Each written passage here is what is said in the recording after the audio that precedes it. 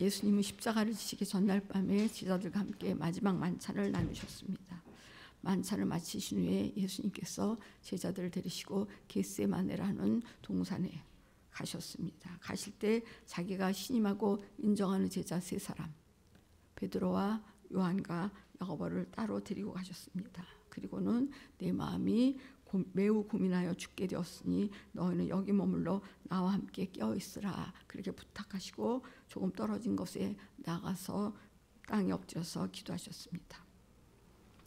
예수님은 하나님 아버지께 몸부림치며 하나님 앞에 기도를 드렸지만 아무리 몸부림을 쳐도 하나님께서는요 대답이 없으셨습니다.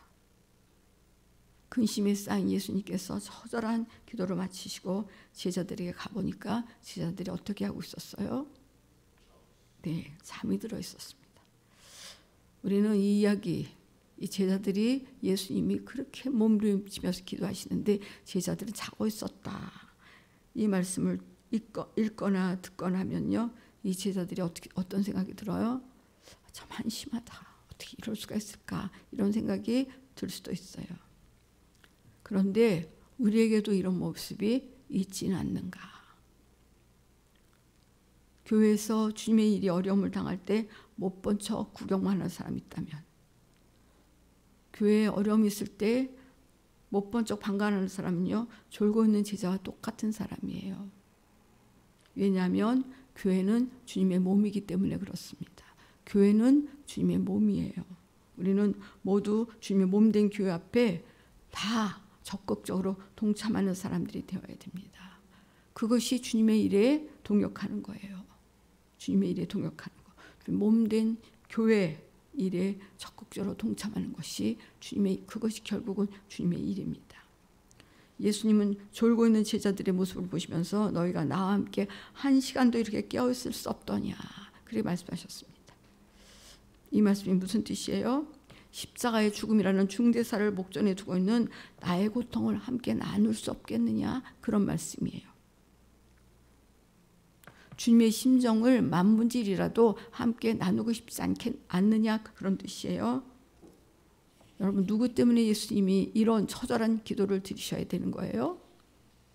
바로 이런 제자들과 우리 때문에 예수님이 살이 찢기고 피를 흘려야 되는, 그래서 죽어야 될 지경에 이어서 그렇게 놓여 있어서 땀방울이 빗방울같이 되도록 기도하고 있는데, 정작 기도해야 될 제자들은 어째서 이렇게 무관심할 수 있느냐 그런 것이에요.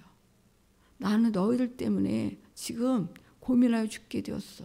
그래서 땀이 빗방울이 되는 그런 기도를 하고 있는데 정작 기도해야 될 너희들은 어쩌면 이렇게 무관심하냐. 그렇게 말씀하고 계시는 것입니다. 유다가 예수를 팔아먹겠다고 무리를 이끌고는 그때 그 순간만이라도 깨어있을 수 없더냐 그 말씀이에요. 그러나 제자들은 마음은 온이었지만 육신이 약해서 기도할 기력을 상실했어요. 마음은 기도해야 되는데 그런데 육신이 연약했어. 그런데 육신이 연약하다고 그냥 주저앉아 있으면 되느냐? 아니에요. 로마서 8장 13절에 보면 육신에게 지면 반드시 죽을 것이다 그렇게 말씀하셨습니다. 그래서 우리는 반드시 육신을 이기는 사람들이 되어야 돼요. 나는 정말 마음은 굴뚝 같은데 몸이 안 따라주거든. 그렇다고 몸이 안 따라준다고 주저앉으면 안 된다는 거예요. 육신에게 치면 죽는다. 그렇게 성경이 말씀하고 있기 때문에 반드시 우리는 육신을 이겨야 돼요. 육신이 끌고 다니는 대로 우리가 끌려다니면 어떻게 돼요? 반드시 죽는데요. 그래서 우리는 육신을 이기는 승리자가 되어야 된다는 얘기입니다. 여러분, 제자들에게 이런 기회가 다시 올까요? 예수님과 함께 예수님을 위해서 그렇게 기도해 드릴 그럴 기회가 다시 올까요? 다시는 이런 기회가 오지 않습니다. 지금 이 시간이 바로 예수님과 함께할 절호의 기회예요. 그러나 단 한 번뿐인 기회를 제자들은 육신이 약해 그래서 지금 자고 있다는 얘기예요. 제가 어제도 보니까요, 교회 와서 기도하고 들어가서 저녁 얼른 해서 먹고 나오려고 그러는데요. 너무 힘든 거예요. 진짜 육신 생각하면 나오고 싶지 않았어요. 그냥 주저앉고 싶었어요. 육신에게 지면 죽는다고 말씀하셨으니까 육신을 이기고 나오는 거예요. 아무리 육신이 너무 피곤해 나를 이렇게 끌어당겨도 아니야. 난 이 시간 하나님께 드리기로 약속했어. 그래서 난 육신을 이끌고 나가야 돼. 그래서 나와서 기도하니까 하나님 얼마나 은혜를 많이 주시는지요. 우리가 육신에게 지면요 죽는다고 말씀하셨죠. 근데 그 육신의 피곤함을 이기고 나오면 어떻게 돼요? 더 놀라운 하나님의 은혜가 예비되어 있습니다. 예수님께서 제자들에게 시험에 들지 않게 깨어있어 기도하라 그렇게 간절히 그렇게 부탁하셨는데 제자들은 중대사를 앞에 놓고 기도하시는 예수님의 심정을 전혀 헤아리지 못했어요. 애가 타시는 예수님의 심정을 전혀 아랑곳도 하지 않았다는 얘기예요. 깊은 잠에 빠진 제자들을 보신 예수님은 더 이상 그들에게 기도의 자원을 받을 필요가 없다. 기도의 지원을 받을 필요가 없다. 그렇게 판단하시고는 그들에게 뭐라고 말씀하십니까? 이제는 자고 쉬라. 그렇게 말씀하셨습니다. 이제 다 끝났다. 그 말이에요. 주를 위해 기도할 시간이 끝났다. 주와 함께 고통받을 시간이 끝났다. 그 말이에요. 제자들에게는 이제 기도로 주님을 지원할 기회도 끝났고 주님을 위해서 울며 기도할 그런 시간도 끝났다. 그 말이에요. 항상 기회가 있는 게 아니에요. 여러분 기억하세요. 항상 기회가 있는 게 아니에요. 우리는 평생 예수님과 함께하는 사람이 되어야 됩니다. 병을 고칠 때도요. 내가 고치는 거 아니잖아요. 그죠? 주님, 예수님과 함께해야 되고요. 우리가 충성할 때도 내 힘으로 못해요. 내 힘으로 하면 원망 나오고 불평 나요. 충성하는 시간도 예수님과 함께하는 것이고요. 기도도 우리 힘으로 할 수 있나요? 제가 매일 기도 끝나고 하는 고백이 뭐예요? 주님, 내 힘으로는 기도할 수 없었는데 주님이 도와주셔서 오늘도 이렇게 기도를 할 수 있었습니다. 기도도 예수님과 함께하고 평생을 예수님과 함께하는 사람이 되어야 됩니다. 예수님이 제자들과 말씀하고 계실 때 유다가 무리들을 이끌고 예수님께 다가와서 입을 맞춰요. 이것은 예수님을 사랑한다는 표현으로 하는 입맞춤이 아니지요. 유다는 지금 그 깜깜한 중에 사람이 이렇게 제자들하고 예수님 모여 있는데 요 사람이 예수다. 그러니까 잡아가라. 이런 표시로 예수님께 사람들에게 예수를 넘겨주기 위해서 그래서 지금 그 표시로 입을 맞추고 있는 거예요. 47절부터 49절을 보면 말씀하실 때 12 중에 하나인 유다가 왔는데 대제사장들과 백성의 장로들에게서 파송된 큰 무리가 칼과 몽치를 가지고 그와 함께하였더라. 예수를 파는 자가 그들에게 군호를 짜 이르되 내가 입맞추는 자가 그이니 그를 잡으라 한지라. 곧 예수께 나와 랍비여 안녕하시옵나이까 하고 입을 맞추니 이렇게 말씀하고 있습니다. 여러분 간사해 보이지요? 아니요. 아무리 그래도 그렇지 어떻게 입맞추면서 자기 스승을 팔아요? 우리가 볼 때 은 30에 자기 스승을 팔아넘긴 이유다가 간사해 보입니다. 어떻게 예수님을 입을 맞추면서 팔아넘길 수 있을까? 이런 생각이 듭니다. 그런데 오늘날에도 예수 믿는다 하면서도요 예수님의 이름을 빙자해서 세상의 유익을 취하려는 사람들이 얼마나 많은지 몰라요. 저는 진짜 많이 당해봤어요. 예수 이름 팔아서 장사하는 사람이 얼마나 많은지 모릅니다. 예수 이름을 이용해서 돈 벌려고 하는 사람이 그렇게 많아요. 이것은 우리를 대신해서 죽어주신 예수님을 자기 유익을 위해서 팔아넘기는 것과 같은 거예요. 장로님이라고 하면서 예수 이름 가지고 장사하는 사람들. 우리가 볼 때는요. 그래도 예수 믿는다고 하니까 신뢰가 더 가잖아요. 더더군다나 장로님이라고 하면 얼마나 신뢰가 더 갑니까? 믿어도 될 것 같잖아요. 그런 분들도 많지요. 신실하신 장로님들도 참 많습니다. 그러나 간혹가다 그런 예수 이름을 이용하는 사람들도 많이 있어요. 여러분 어떤 분들은 그러죠. 왜 예수 믿는 사람들 중에는 부자가 없어? 그렇게 말하는 사람들이 있죠. 여러분, 예수 믿는 사람들은 부자가 될 수 없어요.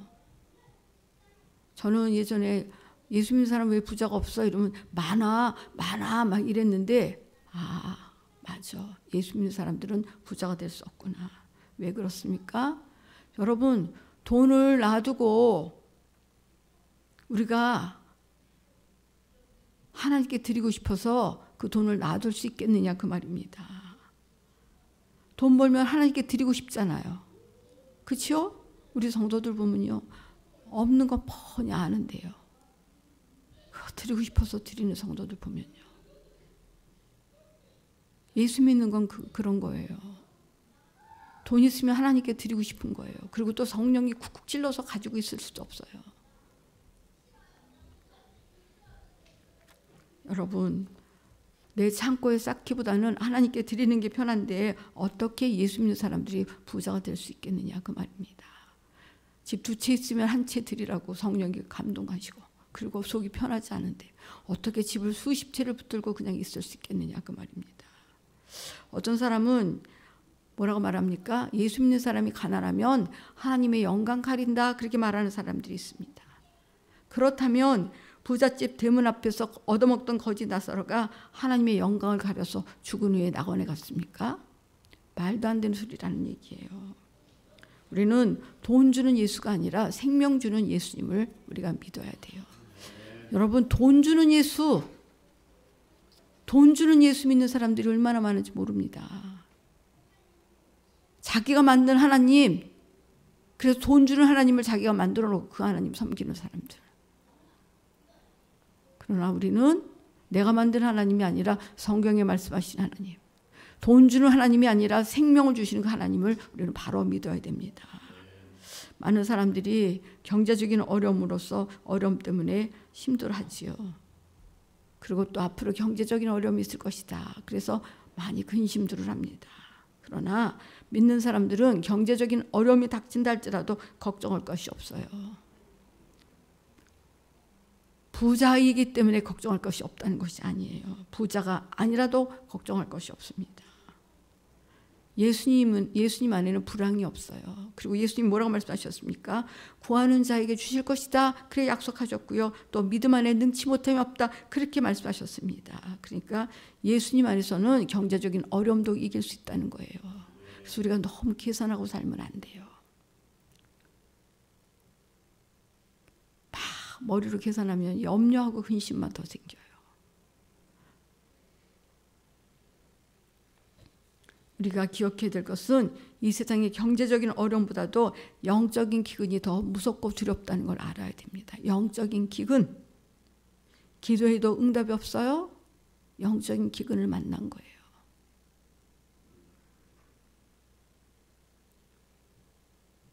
하나님 말씀을 읽어도 들어도 생명력이 없다. 생명력이 느껴지지 않는다. 영적인 기근을 만나서 그렇습니다. 예배를 드려도 그냥 그래. 그렇다면 영적인 기근을 만나서 그래요. 우리가 경제적인 어려움보다 영적인 기근을 우리가 더 두려워해야 돼요. 왜 내가 이렇게 기도해도 냉랭하지? 왜 이렇게 오랜 시간 동안 기도해도 응답이 없지?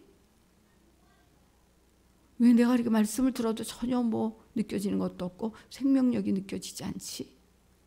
예배도 매일 습관적으로 드리네. 이거 굉장히 위험한 거예요.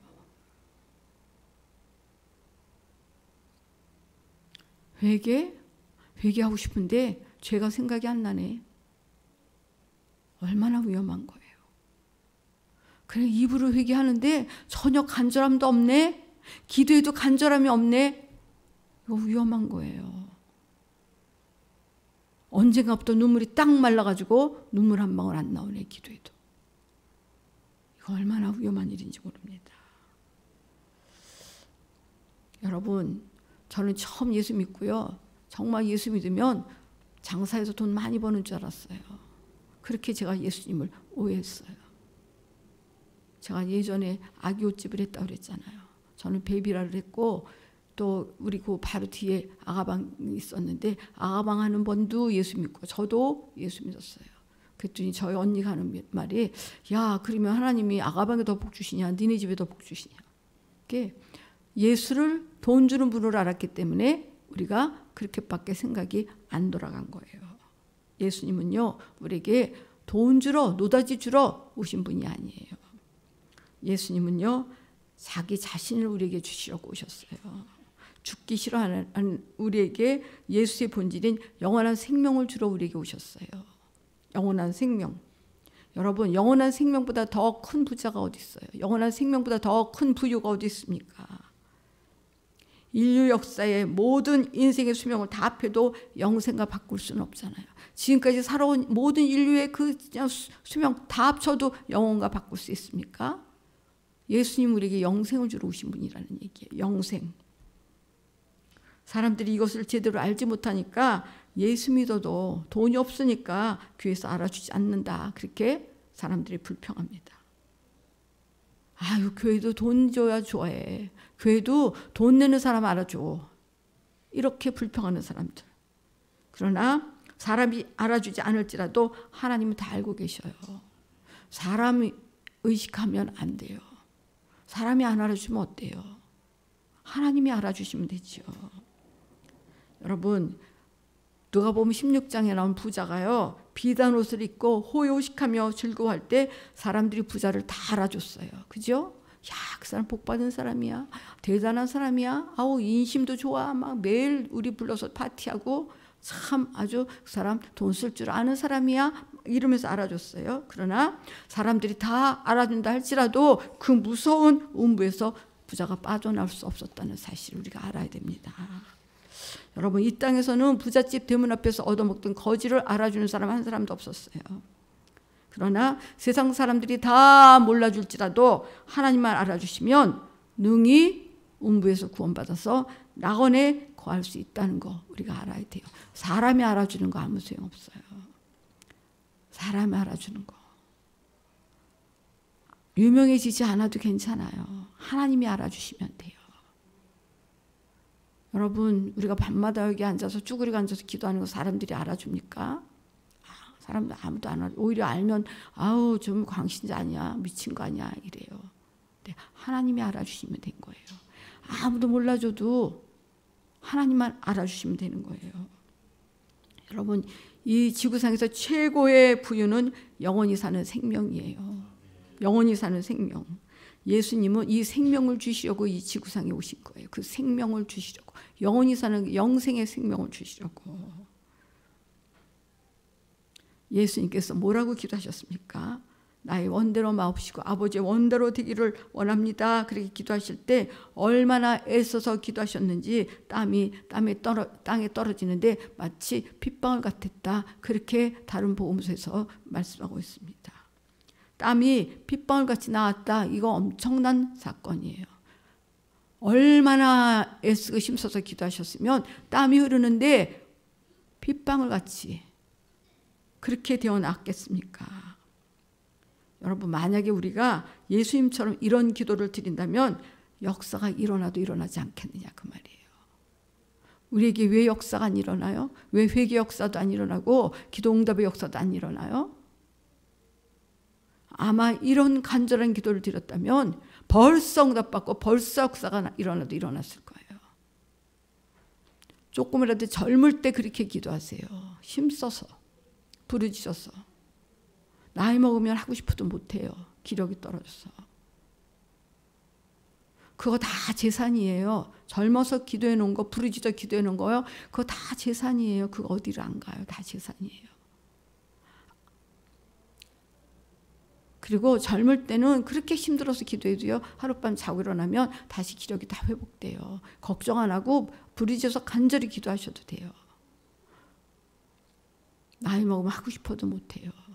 젊을 때 그렇게 기도로 저축을 해놓으셔야지 나이 먹어서 그 저축 빼먹을 수 있잖아요.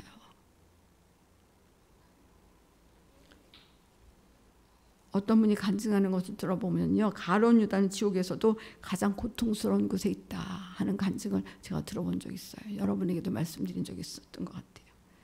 배신자는 지옥에서도 가장 고통스러운 곳에 있다고 합니다. 저도 세상을 살아가면서요, 몇 번 배신을 당한 적이 있어요. 여러분도 세상을 살아가면서 배신당해 본 경험이 있으실 것입니다. 배신을 당할 때 어때요? 어떤 마음이 듭니까? 정말 저주하고 싶을 정도로 마음이 아프죠. 그런데 유다가 예수님을 입맞춤으로 팔았을 때 예수님이 어떻게 하셨어요? 예? 야, 이 나쁜 놈아, 너 천벌을 받을 거야. 이렇게 말씀하셨습니까? 예수님은요, 입맞춤으로 자기를 파는 유다를 향해서 뭐라고 말씀하셨어요? 친구라고 말씀하셨어요. 여러분, 주님이 왜 우리에게 능력을 안 주실까요? 우리가 그 능력을 가지고 나를 힘들게 하는 사람, 그 사람에게 이 나쁜 놈 천벌을 받을지어다 이렇게 저주하면 어떻게 되겠습니까? 정말 그 사람 정말 천벌을 받지 않겠습니까? 그러니까 주님이 우리에게 능력을 안 주시는 거예요. 우리가 예수님처럼 친구라고 부를 정도로 그렇게 변화된다면 주님이 우리에게 얼마든지 큰 능력을 주실 거예요. 그런데 우리가 주님이 능력을 주셔도 안 변하니까, 내가 안 변해서 정말 나를 힘들게 하고 나를 배신 때리는 사람 보고 이 나쁜 놈 저주하면 저주가 그대로 임할 거 아닙니까? 그러니 어떻게 주님이 우리에게 그런 능력을 주실 수 있겠느냐 그 말이에요. 주님이 우리를 뻔히 아시는데 내가 그 능력 주면 그 능력 가지고 뭐 할래?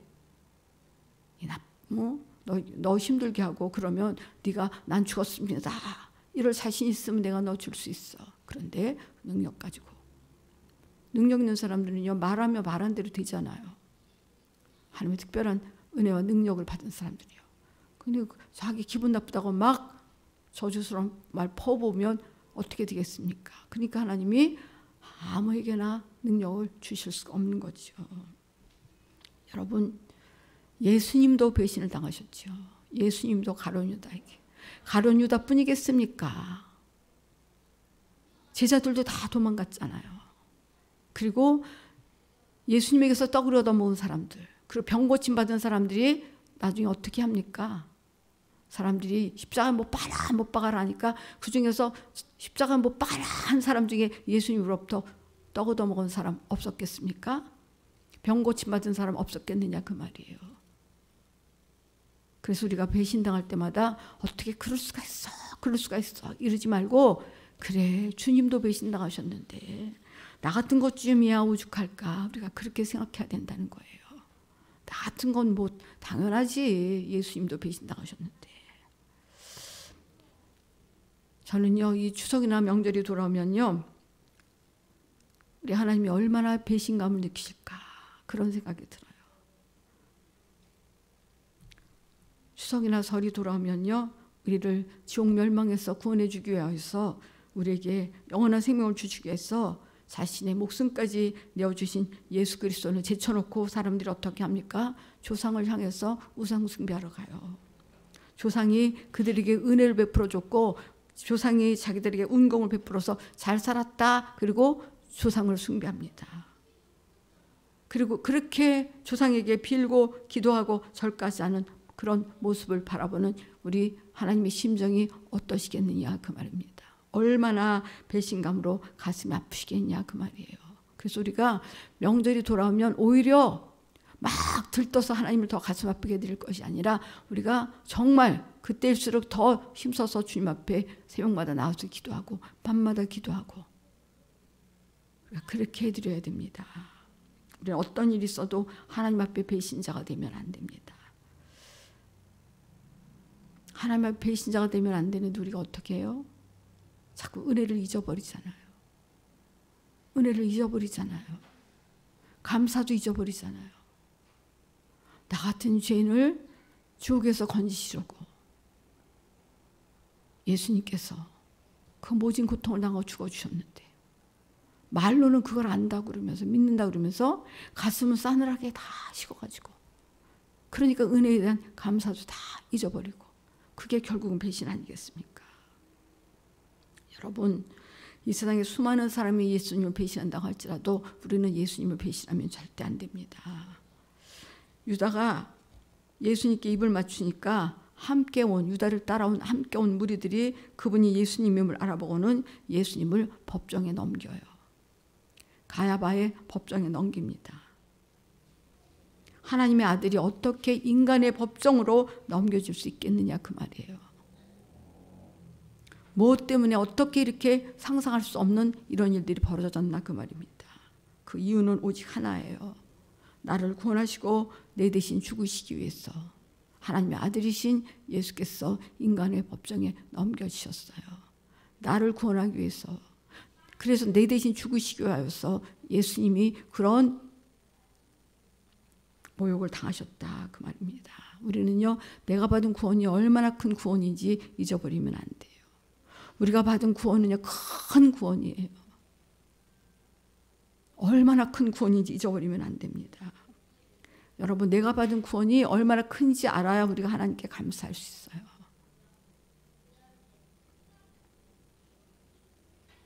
또 이것을 알아야 주님의 동역자가 될 수 있습니다. 이걸 모르고서는 주님을 안다라고 우리가 말할 수 없어요. 우리가 왜 자꾸 주님의 은혜를 잊어버려요? 주님이 아니셨다면 나는 지옥 멸망, 그 불타는 지옥에서 영영이 고통받아야 됐다. 그 사실을 우리가 잊어버리기 때문에 그래요.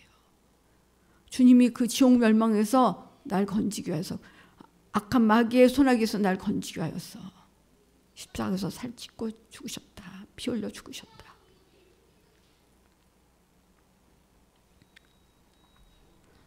내가 받은 구원이 얼마나 큰지 알아야 우리가 주님의 정신도 가질 수 있고 주님의 심정도 우리가 가질 수 있어요. 주님의 정신과 심정은 그냥 나오는 게 아니에요. 주님이 나를 지옥에서 건지기 위해서, 마귀의 손아귀에서 건지시기 위해서 어떤 고통을 당했는지 알아야 주님의 정신과 주님의 심정을 우리가 가질 수 있어요. 하나님께서 보시는 가장 큰 사람, 하나님께 가장 크게 보이는 사람, 하나님이 가장 귀하게 보이는 사람이 누군지 아십니까? 공부 많이 한 사람? 똑똑한 사람? 아니요. 주님의 정신과 주님의 심정을 가진 사람. 이 사람을 하나님이 가장 귀하게 보셔요. 그리고 주님이 그런 사람을 쓰셔요. 그런 사람을. 하나님께는 그런 사람이 가장 귀한 거예요. 주님의 그 놀라운 사랑을 알고 주님의 그 큰 은혜를 알고 그래서 주님과 같은 정신, 주님과 같은 심정을 가진 이런 사람, 하나님이 그런 사람을 찾다 그런 사람을 들어서 쓰신다는 걸 우리가 잊어버리시면 안 돼요. 마음이 강팍하고 내 안에 긍휼의 마음도 전혀 없어. 영혼에 대한 긍휼의 마음도 없어. 영혼을 살리고자 하는 그런 마음도 전혀 없어. 그러면서 기도 내가 2시간 하니까, 기도 내가 3시간 하니까, 기도 5시간 하니까 주님 나를 좀 써주세요. 이런 일은 없다는 거예요. 기도할 때요, 항상 자신을 점검하세요. 내 생각이, 내 뜻이, 내 정신이 하나님의 정신과 같은가?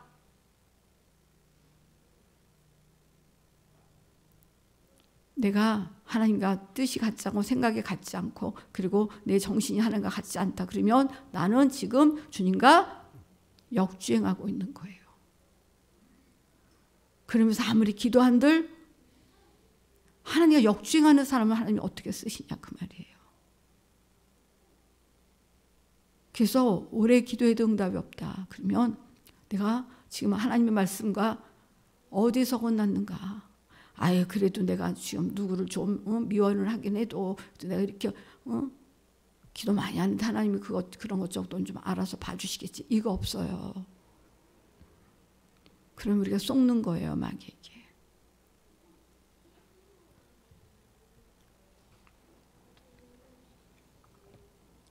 여러분, 유다에 의해서 하나님 아들이신 예수님이 인간이 만든 법정에 끌려가셨어요. 그때 유다는요, 돈이 그렇게 꼭 필요했던 것도 아니었어요. 돈이 너무너무 필요해서 은 30에 예수님을 팔아넘긴 게 아니었다는 얘기예요. 왜 팔아넘겼어요? 유다가 예수님을 요한복음 13장 2절에 그 이유가 나와 있는데 마귀가 벌써 시몬의 아들 가룟 유다의 마음에 예수를 팔려는 생각을 넣었다. 그렇게 말씀하고 있습니다. 이미 유다는 마귀의 앞잡이가 되어 있었다. 그 말이에요. 마귀 앞잡이가 되어 있었어요. 예수님께서 인간에게 그것도 자기와 3년 반 동안 동거동락했던 제자의 손에 팔렸다 그 말이에요. 여러분, 말씀 한마디로 천지 만물을 만드신 분이, 말씀 한마디로 죽은 자를 살리신 분이, 무리를 거르시고 나병한 자를 고치신 분이 제자에게 꼼짝 못해서 잡혀서 법정으로 넘겨주셨다 그 말이에요.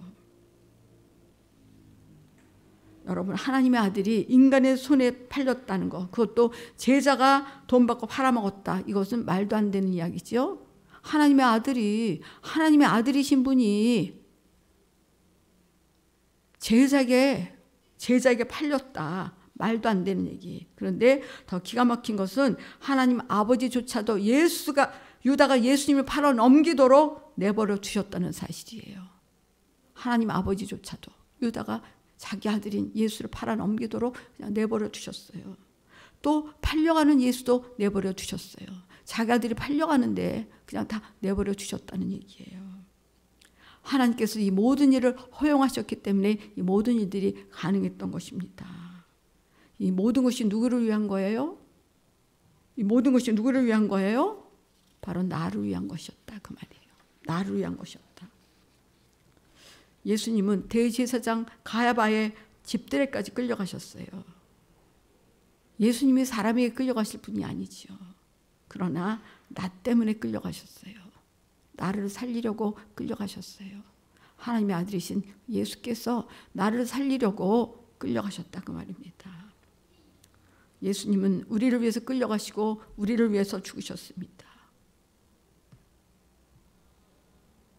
그런데 우리는 그 주님 앞에 아직도 이건 내 거예요, 이건 내 거예요, 이렇게 주장하고 있잖아요.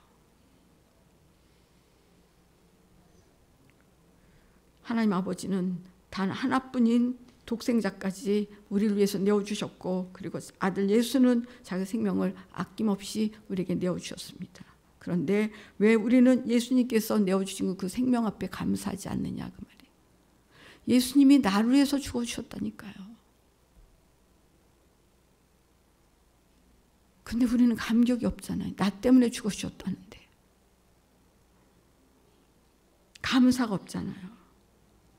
나를 위해서 죽어주셨다는데, 난 지금 죽어도 천국 간다는데, 나는 마귀 자식이었는데, 나는 죽으면 지옥 멸망, 그 불지옥에 떨어졌어야 되는데, 그 주님 하나님의 아들이신 그분이 나 대신 끌려가시고 나 대신 죽어주셔서 내가 지금 죽어도 천국 갈 수 있는데, 그런 존재가 되었는데 우리는 왜 감사가 없느냐 그 말이에요. 왜 원망과 불평이 그렇게 많으냐 그 말이에요. 여러분만을 두고 드리는 말씀이 아니에요. 저도 들으라고 하는 말씀이에요. 여러분, 우리는 더 이상 불평과 원망을 버리고 하나님께 오로지 감사만 올려드려야 돼요. 감사가 없다, 자꾸 원망과 불평이라 그럼 그거 놓고 기도하세요. 주님, 내 영혼의 실상이 이렇습니다. 나를 좀 고쳐주세요. 나를 좀 불쌍히 여겨주세요. 구원의 감격을 다시 회복하게 해주세요. 그 은혜에 대한 감사가 회복되게 해주세요. 이 아주 안악하고 강팍한 심령을 좀 깨트려 주세요. 주님이 베풀어 주는 은혜 때문에 눈물을 흘려 감사할 수 있는 그런 옛날의 그 마음 회복하게 해주세요. 다른 기도보다 우리가 그 기도부터 드려야 돼요. 우리는 믿음을 잘 정리해야 돼요. 믿음이 바로 정리되지 못하면 예수님 우리가 오해해요. 예수님께서 왜 십자가의 고난을 당하셨어요? 가난한 우리를 부자 되게 하기 위해서 십자가의 고난을 당하셨습니까? 이 땅에 사는 사업이 안 되기 때문에 사업 잘 되게 해주시려고 예수님께서 십자가에 못 박혀 죽으셨어요.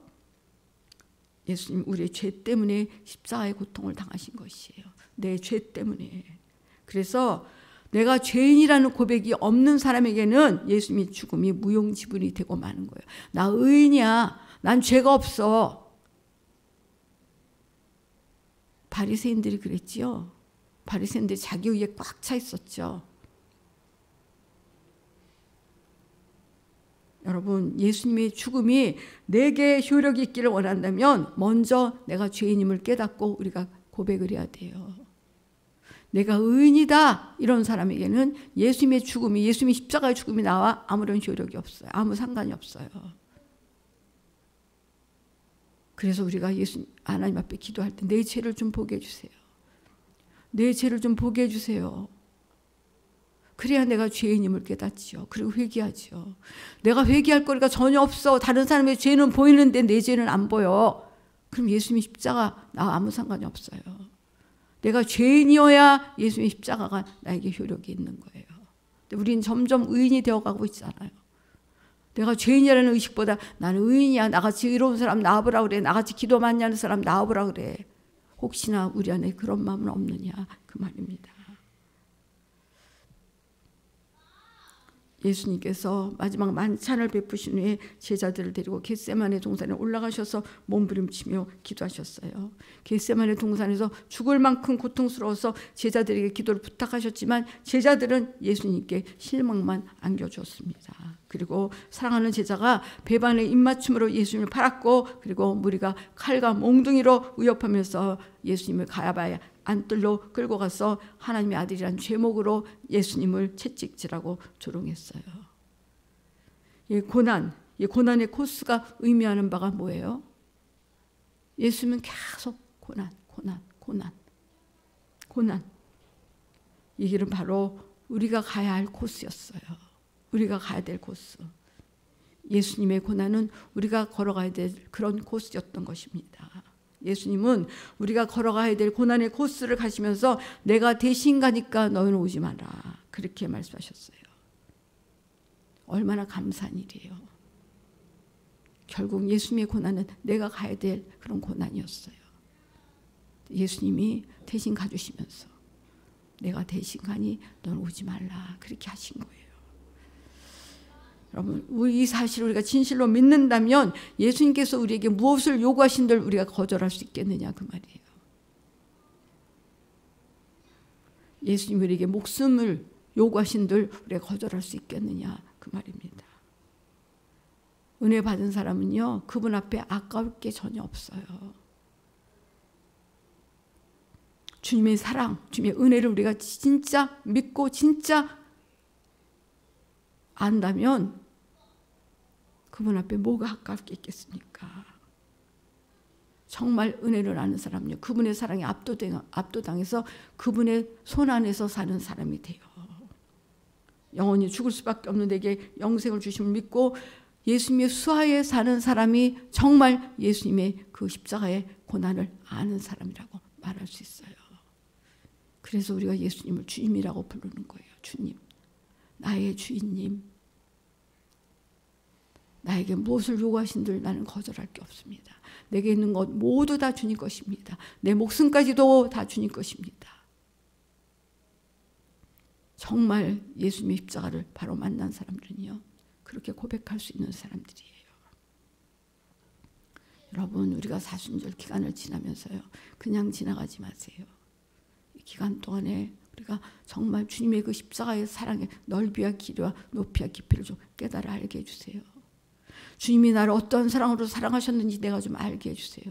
그래서 내가 신앙의 철이 좀 들게 해주세요. 그래서 나도 주님을 위해서 좀 살 수 있도록 도와주세요. 주님의 은혜 감사하면서 그렇게 감격하면서 그렇게 살아갈 수 있도록 주님 그런 은혜를 좀 베풀어 주세요. 그렇게 좀 기도 좀 해주세요. 사순절을 보내면서 그냥 사순절이래 이렇게 아무 생각 없이 그렇게 보내시지 말라는 얘기예요. 여러분, 우리 성도들이 주님의 사랑을 다시 한번 만나기를 저는 원합니다. 저부터 주님이 나를 위해서 어떤 고난을 당하셨는가, 나 같은 죄인을 살리시려고 주님이 어떠한 고난의 길을 가셨는가, 그렇다면 나는 어떤 삶을 살아야 되겠는가, 그것을 이론이 아닌 내 심령 깊이 깨닫고 주님이 기뻐하시는 그 삶을 살아내는 저 여러분이 되시기를 예수님의 이름으로 축원을 드리겠습니다.